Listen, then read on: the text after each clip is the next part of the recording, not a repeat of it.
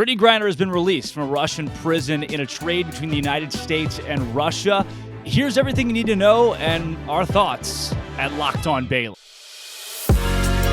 You are Locked On Baylor, your daily podcast on the Baylor Bears, part of the Locked On Podcast Network, your team every day. Happy Tuesday, everybody. This is Locked On Baylor. It's finals week, so it all kind of meshes in together.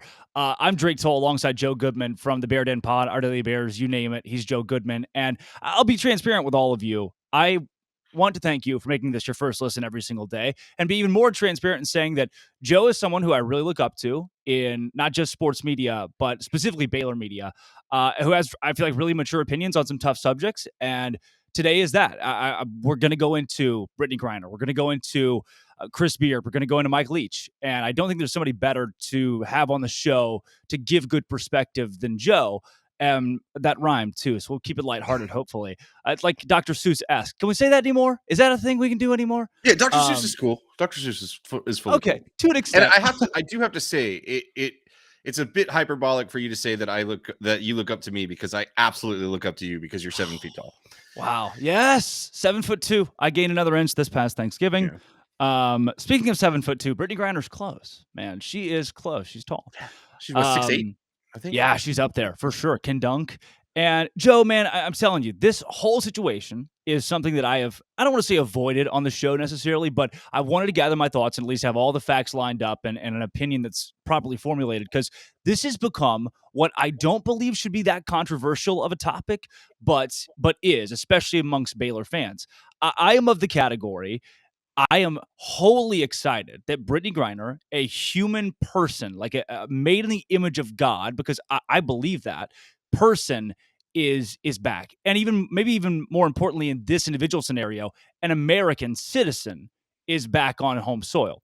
Does that mean that I'm excited the curator merchant of death is free? No, I don't think those things are mutually inclusive whatsoever. Does it mean that I'm upset Paul Whelan's still in prison in Russia? No, not whatsoever. But I am happy that Brittney Griner is back home. 100%. The first thing that really popped into my head when this whole situation happened was, it's as a human being. I mean, as a Baylor fan, Brittney stands out in a different way than just like a normal person would for, I think, most Baylor fans. We all know who she is. She's a big deal to us. But even beyond like that, I was in school at the same time as her. Like, I took classes with her, and you talk to people that were on campus around that time. She was a presence on campus as a normal person. Like, she was there around the same time like RG3 was there, right? When you would see RG3 on campus, he was more guarded, you know, and like rightfully so. And he was a very normal human being, in that, like, if you were like, hey, you know, 10, what's up? Like, how's it going, man? Like, he'd acknowledge you, say hi, like whatever, but he wouldn't sit there and have a conversation with you. Yeah. Brittney Griner was always the kind of person that it was like she didn't know she was famous. And so, like, she would be like more likely to be like, dude, your shirt is super cool. Let me talk to you about it. And you're just kind of like, why in the world is the most famous women's basketball player in the country right now talking to me? Like, it was kind of reversed. And so people that like actually knew her and kind of knew like the joy and the extroversion that she had, that she would spread around campus during that time, she's a human being more than anything else to all of us. So from day one, when we found out like she's in trouble, she's been arrested in Russia, like, it was like, oh my God, please don't let this turn into one of these things where she's a political pawn. And then of course that's exactly what happened because of the fame that she has. So at the end of the day, seeing her smile on a plane flying home, reading a story about how she was like interacting with all the different government officials that were on the plane, like helping her, and how she was introducing herself and becoming on a first name basis, like, that sounds like her. And I'm just happy that she gets to be with, like, this Christmas, she gets to be with her family. And you're right. There are thousands of Americans around the world right now that are imprisoned in other countries that shouldn't be. Like, there are soldiers that are fighting wars across the world that are defending our freedoms every single day of the week that aren't going to be home with their families. And that sucks. That does not mean that when one person does have something good happen to them and their family and the people that support them and that are like foundational into their day-to-day life, it doesn't mean you can't be happy about that. Like, you can still be upset that there are bad things happening in the world while being happy that one good thing happened. It's perspective. A lot of this to me. In that, if you knew Brittney Griner personally, there's not a single human being that isn't on the side of being happy she's home. I mean, that smile is what I keep hearing people who know her, who were around her, talk about. And I think that goes true with anybody. Like your least favorite coworker that you hate being around. If they were in Russian prison, you would want them home at pretty much whatever cost. And it's the human element that's been taken out of this so much because it's been politicized. But Eamon tweeted out, and it's at Eamon M. And this is a bit long, but Joe, it's something that stuck out to me. Basically, and to sum it all up, saying that there are a lot of people that are upset that a Russian ruthless arms dealer has been traded for a Black American female athlete.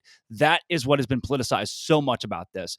But in this moment, you reflect on the fact that Russia wanted a ruthless killer free. The United States wanted someone who made a mistake intentionally, accidentally. They basically took the freedom of a Black athlete while Russia valued a man who traffics death. And that doesn't make Americans weak. It makes us strong, knowing that we value our citizens from the biggest, the best, who put the world, who put our country in a good light in the world. This is a two-time Olympian. I mean, this is someone who has worn USA across her chest and represented this country. Whether you like or don't like she kneeled for the national anthem, she has done a lot for her respective sport and even her nation here. This isn't a weak spot for the country as a whole. I see this as something we can take pride in. You're 100% correct. Like I 100% agree with that, because like imagine the reverse here. Like, would we really be fighting to bring home? Like, if Victor Bout were an American citizen, I don't think we'd be sitting here fighting to bring him home. Like, be like, Right. okay, fine. You know, the other thing that I think about this too is that we live in a super fast news society now, right? I don't want to fall into the we live in a society group, but like the way that our culture is today is that we are very headline driven. Yeah. And when you see 140 or 280 characters or a headline that just says basketball player traded for merchant of death, that immediately brings emotional responses. Yeah. Especially if you're not given any of the context out of there. When you really dig it, like I've written a couple articles about this for our Daily Bears from the beginning. And when I was doing research and you like really dig into this, like I remember the first time I heard Victor Bout's name was the first time that the US government basically said that she was wrongfully detained. And they used that terminology. And then there was rumors that that was kind of the price. This was months ago that Victor Bout's name was being used. So I looked him up, never had heard of him. And I saw his nickname was the Lord of War. And immediately it clicked into me like, hey, that's the same name as the Nicolas Cage movie. Turns out, same guy, right? Yes. That's what that movie's based off of. So you're immediately like, holy crap, this is not a good dude. But when you really start peeling back the onion of things here, the first thing that you have to realize is he was not here for life. He was not here on a death sentence. Okay. So he was going to be free at some point anyway. He was serving a 25-year sentence. I think he started in 2011. So he's still like, at some point we were going to let him go free. All right. He had been arrested in 2008 in Thailand. It just took 3 years before we were able to extradite him, bring him over here, do everything like that. So you're talking about a guy that was arrested in 2008. I don't think the iPhone 2 had come out yet. Netflix wasn't streaming yet. The world was a completely different place. So this is not a situation where we're watching X-Men where Magneto is in a super secret, like high-tech cell. And then the moment he gets let out, he can go devastate a city. This is a guy that has been under lock and key, has been interrogated, investigated, followed. I mean, who knows what else the U.S. government has done to him over the last decade plus. They know pretty much probably at this point all of his associates, everything that he's going to do. He's going to be tracked for life. So you're trading 9 years of Brittney Griner, which is what she was given if they were ever to let her out for that, for like a decade for this guy, who was going to be let out anyway. And let's be honest, the most likely scenario for him is not walking back into Russia and saying, hey guys, where did we leave off? I want to be arms dealer again. Most likely, like, he's going to be monitored by the Russian government and by every other government that he's ever dealt with, because they're all probably worried that he spilled the beans to the US government on what he's doing. The CIA, the NSA, every single US agency is following this guy. If he makes a move out of step, we're going to know. You have to kind of remove your mind from thinking this is evil supervillain with superpowers that we've traded for this. No, this is a guy that, like, he's probably not going to go live his best life in Russia. Let's be honest. It's going to be a better life than if he had been in prison all those years here in the US. But again, it's not like he's going to be sipping like the finest wines and caviars over there right now. There's going to be some things that he has to deal with because he got caught. Yeah, and that's not going to, I mean, you mentioned it. Also, he was arrested in Taiwan in 2008. This isn't the same as Brittney Griner committing the crime in Russia. Like, this guy was certainly on the U.S.'s list, but it's not he was stateside causing some havoc up in here. So I think there are some parallels that have to be, that aren't parallel, right, between these two situations. To close this chapter too, I saw a tweet the other day. I wish I could credit whoever tweeted it, but I thought it was really good. It was, I would continue to speak out against certain aspects of America because I can speak out about certain aspects of America. And that's really what Brittney Griner's career has been to me, is she is utilizing the freedom that you have allowed her. And then when she uses that freedom to try to strip that from her, doesn't make any sense to me. And even moreover on this, I want to emphasize again to Paul Whelan, to his family, this wasn't you can have Paul Whelan and Brittney Griner for bout. No, this wasn't you left Paul Whelan there just because you could. This was you can have either Brittney Griner or nothing. And the U.S. said we want something, and that something is a human being, and that's Brittney Griner. And I think that this is something that Baylor fans specifically, because it's close to home, can celebrate. Absolutely. And here's, at the end of the day, here's what I really truly think is, it's not fair for a lot of people that Brittney Griner got the attention that she did. Because if we're just looking, if everybody's an equal human being, like, why? Well, she's a famous basketball player. At the end of the day, the WNBA was behind her. The NBA was behind her. The international basketball community was behind her. So many other groups in the United States of America were behind her. That gave her an advantage that someone like Paul Whelan, or I wish I could remember the name. There's a teacher that's also stuck in Russia right now. That they don't have that kind of like political public PR juice that Brittney Griner has. And that's an advantage that she has because of her athletic ability. If you're the kind of person that's upset about that sees this and says, we should have brought Paul Whelan home because he's a Marine, or we should bring the other person home because they're a teacher, and it's ridiculous that they've been over there for 4 years and Brittney Griner was only there for a few months. If that's the way you feel, use this as your launch pad, man. Like, this is your opportunity to speak up about those things on a regular basis. Because at the end of the day, what really bothered me about a lot of the people that interacted with me on Twitter, and I thought about calling people out for this, but it wasn't going to be constructive, so I didn't do it. But a lot of people that tweeted at me when I was tweeting about Griner were saying things about Whelan, and they were saying things about how he should have been set free. I would go on their Twitter accounts and I would search how many times that since their Twitter account had existed that they talked about Paul Whelan. Almost every single time it was only in response to somebody talking about Brittney Griner. So if you truly, like, you really down deep in your heart of hearts care about Paul Whelan as a person and you want to bring him home, don't just talk about him when you're upset about Brittney Griner. Write your congressman, call their offices. They're there. Talk to them. Start a website where you're bringing people in. Get a petition. Like, talk about him on every day. Get hashtags trending on Twitter for that person the same way that groups did for Brittney Griner. Because if that's what you really want, you have to influence the government to say this is an important thing. You got to go out there and you got to do it. Use this as your launch pad. Don't just use Brittney Griner as your excuse to be upset. Like, if you truly and deeply care about bringing these other people home, let this be the catalyst that does it for you. Yeah. Joe, the topics don't get any easier going into Chris Beard next, and a lot to unpack there. But first, tell everybody at home about SimpliSafe. SimpliSafe has kept has kept me pretty happy in the month of December. You know, most crimes happen around the holiday season, and the one way, probably the best way to alleviate that is to have a great home security system. So SimpliSafe right now is where you and your family can stay safe this holiday season. And the number one home-rated security system for 40% off. That's right, Locked On Baylor listeners, 40% off. Don't put this off. Right now at SimpliSafe, you can get it's literally the best home security system of 2022 by U.S. News and World Report, a third year in a row, 24/7 professional monitoring. It's really reasonably, I like, cheap is subjective, obviously, but it's certainly reasonable for a college kid. I don't have, like, I'm looking right now. Like, no one's robbing my car right now, probably because of our big A camera setup we have all because of SimpliSafe after I got robbed. 24/7, like monitoring constantly with HD cameras. They know who's coming in. If somebody bad is trying to come in, don't miss a chance to save big at simplisafe.com/locked on. Simplisafe.com/locked on. There is no safe like SimpliSafe. Joe, this Chris Beard situation, and at the time, look, at the time of us recording this, will probably change in the next 12 hours, 24 hours, certainly a lot. Everything that I've seen from this, it feels like that onion that progressively gets worse as you start to unpeel it and get new details.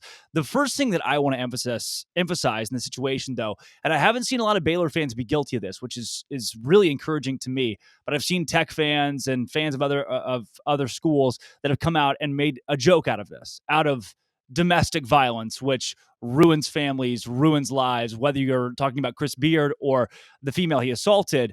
And this is something that I feel like is so serious that you take sports out of it for a second. And that, to me, is kind of the apex emphasis for fans who are outside this situation viewing what's going on with Chris Beard. I saw a great tweet today about this, and it was Chris Beard may not see the domestic violence joke that you make today, but a follower that you have that has been a victim of domestic violence might. And that's the core here. And I agree with you. I have been overall extremely impressed with Twitter as a whole in this situation today. Like, you've seen the one-off jokes, and there were some tech people that took this as their opportunity to take a jab at him because they're still mad. But I would say overall, at least the tech people that I respect and follow did a great job of policing that kind of stuff. I didn't see really any of it out of Baylor. I didn't see much of it out of other places. It was an overwhelming reaction of, I hope the victim is okay. And to be honest with you, to think that that's kind of where we've come considering where I feel like we were as a group 20 years ago, I don't know if that's the way it would have been for a super famous millionaire, close to number one in the country football or a basketball coach, and especially at a flagship program like Texas. But overall, man, it's the worst situation because I don't personally like Chris Beard because of what he did at Texas Tech. I respect him as a basketball coach. I love watching his teams play. I love that. I love hard-nosed defensive, like down, dirty, gritty, the way that they play basketball. As a basketball fan, I'm very saddened that I feel like that I'm probably not going to get to see that from him ever again. Yeah. As a human being, I'm disappointed that somebody that worked their entire life to get their dream job, make all the money in the world doing that dream job at the place that he wanted to be more than anything else in the world. And not only that was, let's be honest, being super successful. Like that program on the rise. Like I was, every single Baylor fan's worried about Texas, I can guarantee you. And a split second and you lose everything because you just made a really stupid choice. The things that come to my mind is like mental health is important. If you have anger issues, get them taken care of, man. Like there's no manliness involved with anger management or therapy or anything. Like I don't know what happened. I don't know exactly what went on there, but if you ever reach a point where violence is something that's an answer for you, don't let yourself be put into a situation where you've got your dream job and people are talking about what you've done on Twitter. Like, because nobody wants to be in the situation that he's in right now. And it's so tough. It's a topic that I thought what impressed me the most at the beginning was how well people held off a bit. Let's get some perspective here. Be respectful until you get more. But even the affidavit, and as that stuff has come out, basically from what we've seen, at least as of last night, now when the episode's airing, that he strangles the victim for at least a few seconds, which is just awful in general. And then after that there were multiple, an elongated physical altercation that resulted in his arrest. And really even the arrest itself was kind of the worst of its kind, as you per se, in the police world, where it's arrive at the scene immediately and take the assailant out as fast as possible. And as this is unpacked, he's looking at possibly 10 years or more of prison time. And again, this transcends sports and is something that is sad in so many different ways for not just fans of Texas, but literally human beings. Chris Beard, his family, the victim, her family, and all this put together.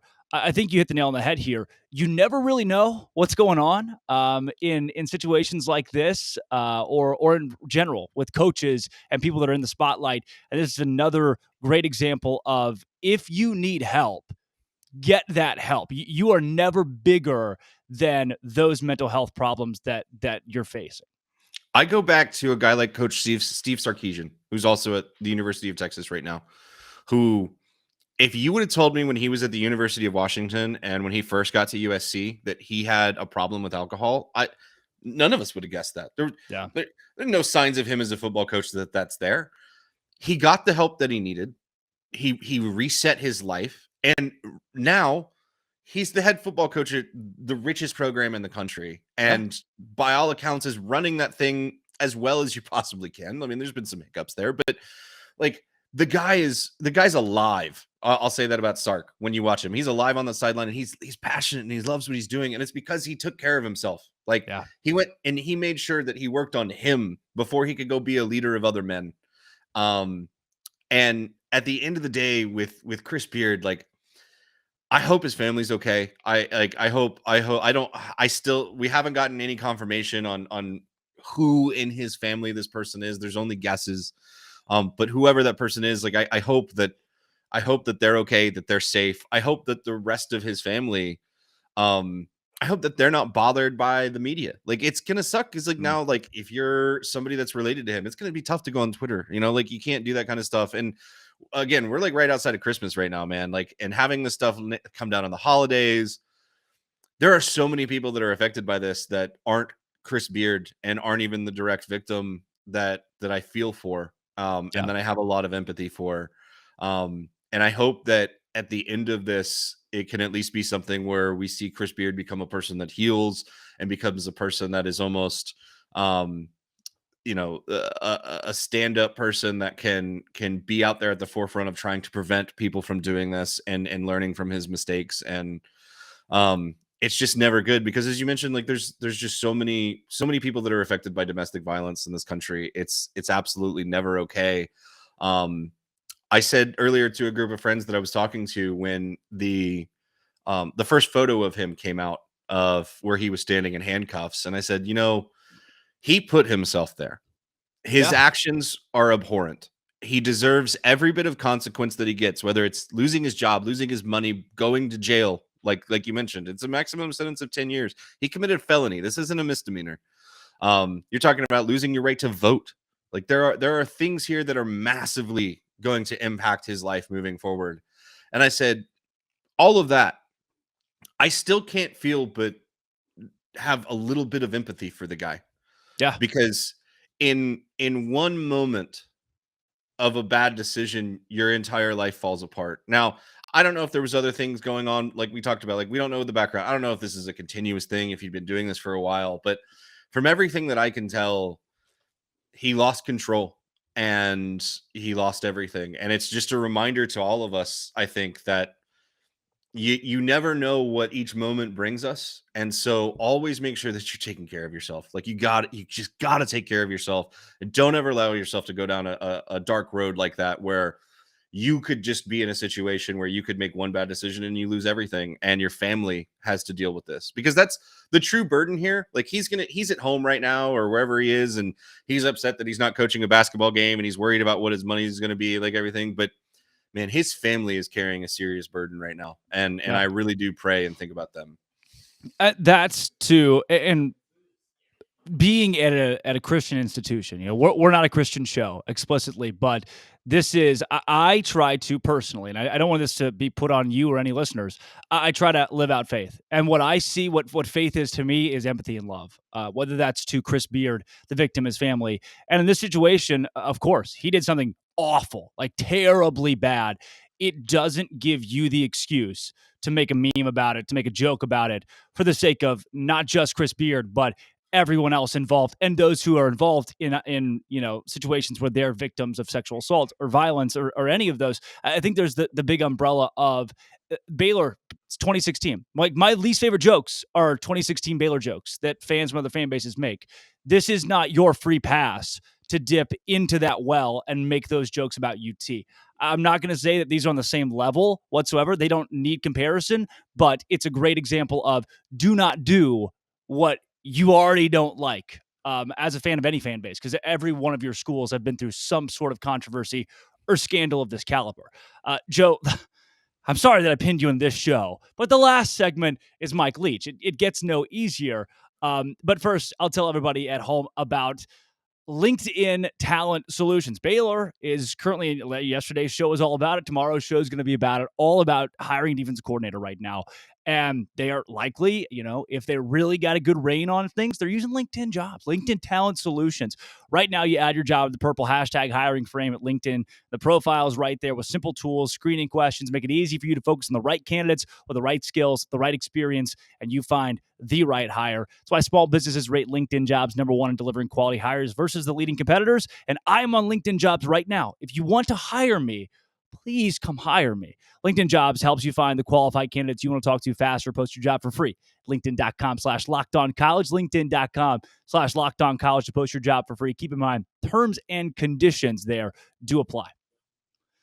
Joe, this is another situation where we could find out a ton of information between now and when the episode airs. But the Mike Leach scenario I don't even want to say Mississippi State. I want to say nationally because of how he changed what college football is today. Really couldn't be more tragic for a guy that no one doesn't like. Mike Leach is, I called him one of the special ones, which is just kind of a nod to the Jose Mourinho nickname from the EPL. Mike Leach is one of the first coaches that I ever remember knowing who he was as I started getting into college football when I was like 10 or 11 years old, when he got to Tech.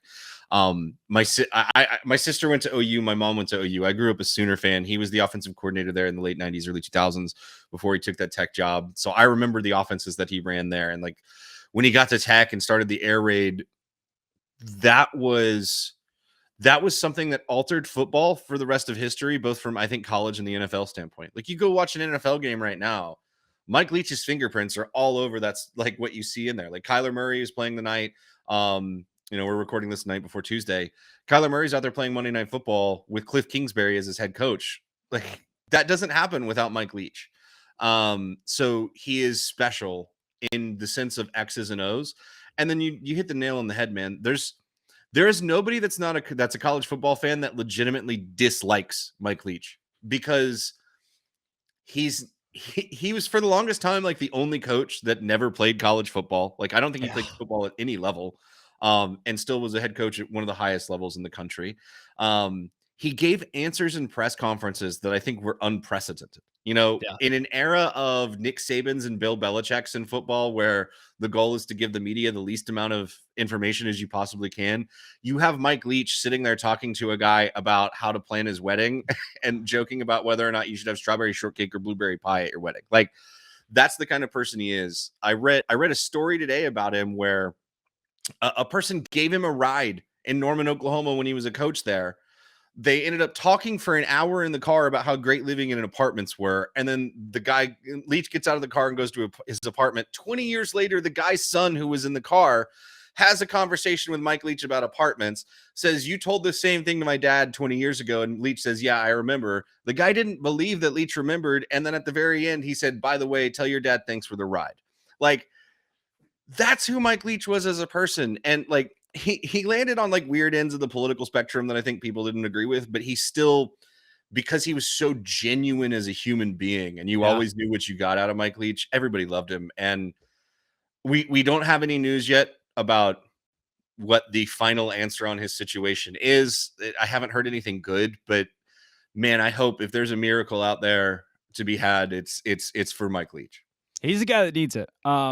And he's certainly quirky and mumbles and says things you wonder why, what, and veers away from sports so often. And I've always thought, like, does he ever get tired of reporters asking him these zany questions? But I genuinely think the answer is no. The more I see, he almost embraces it or asks for whatever is next. Because if you give him a football question, it's like he's full stop. I don't really want to answer that. I want to just talk about things that matter more than football. To him, it felt like life mattered so much more than football. He talked about watching Netflix in season. How many football coaches watch Netflix in the fall. And he did. So there's so much about Mike Leach and there's a great quote out there, college football be scared if Mike Leach gets a hold of the athletes at Texas or Oklahoma or Alabama. If he ever had those guys, it was over for the rest of the college football world. And if we do lose Mike Leach, and man, I hope we don't, you lose I don't want to say the architect wholly, but the originator of what Baylor was in 2011, of what these great offenses of the last decade have been, 2 decades have been, start with Hal Mumme and Mike Leach. Leach being slightly more sane than Hal Mumme really brought Baylor fans so much joy over the last decade. Absolutely. And you think about, there's no Dave Aranda without Michael Leach. Mike Leach. He was a grad assistant. Like a list. I'm not his biggest fan anymore, but like Art Briles, that doesn't exist without Mike Leach. Jeff Choate, Sonny Dykes, Greg McMacken, Ruffin McNeil, Dana Holgerson, Seth Luttrell, Lincoln Riley, Ken Wilson. Like, those are all guys that have been head coaches. Tom that Herman. coach under Leach. Well, I mean, like, not Tom Herman. Graham Harrell. Graham Harrell sticks out as like Cliff Kingsbury, guys that even played for Leach and became that style of offensive mind. Yeah, his tree is special. It truly, truly is a special tree. And it's weird that there's defensive guys in there too, right? Because you think about him as such an offensive mind. But I think one of the core reasons why his tree is special isn't because necessarily he was a genius, which I think he was. He was a visionary. He was a college football genius. I think the most important thing onto why Mike Leach's tree is so broad and he's had so much influence is because his door was always open. There are countless stories where you'll see people talking about, I called Mike Leach and wanted to shadow him for a day. I ended up with him for a week. That's how Mike Leach was. I want 5 minutes of your time. He gave you an hour-long interview. Mike Leach was a person of access. And when you have somebody that has that level of information and innovation in their head, and they open that brain to you and allow you to access it, that's where you get growth and greatness in other areas. When you have somebody that's collegial and they want to share things and they don't want to just hoard it and keep it to themselves, and they let it continue to innovate. Because you're right, we don't have a Heisman Trophy winning quarterback in Robert Griffin in the 2011 offense under Art Briles without Mike Leach. But Art Briles wasn't running the same offense that Mike Leach was. Yeah. But it was foundational to what Art Briles eventually wanted to do. So when you have somebody like that and you lose them, and you lose that access to greatness, and you lose that access to genius, that's when a little bit of the light in the world goes out. Yeah, I'll close on this note. Leach, to me, like, I think Nick Saban, no knock on Saban too. Saban had that long tenured run of would not be beaten by his assistants, right? He was always going to be he was the guy. Leach was, I hope I get beat by all of my assistants. And that's that's what he started and sparked through all of that coaching tree you mentioned of guys who had more success than Leach as a head coach, but were the apprentices under one of the great minds of our time. Joe, speaking of time, we're so far over because, again, a lot of weight on today's show. It's been a heavy Big 12 day, man. I just want to thank you for being the wise sage that shows up, and when tough, you are the Mr. Rogers of today's Locked On Baylor podcast, which I very much needed. And this was just even generally a help to me. Absolutely. When Drake C. Toll calls, you answer the phone. I tell myself that, at least. I hope, right? In the mirror. No. It's something that all three of these topics are tough. And so thank you again for tackling those with me. That's at @Joe_Goodman on Twitter. Check out our stuff at Our Daily Bears as well. Thanks for making Locked On Baylor your first listen every single day. We push back Zach Blackerby to tomorrow to talk about Ron Roberts and the entire situation at Auburn, otherwise known as Baylor East. All that and more tomorrow on Locked On. Thanks for making it your first listen every single day. Baylor.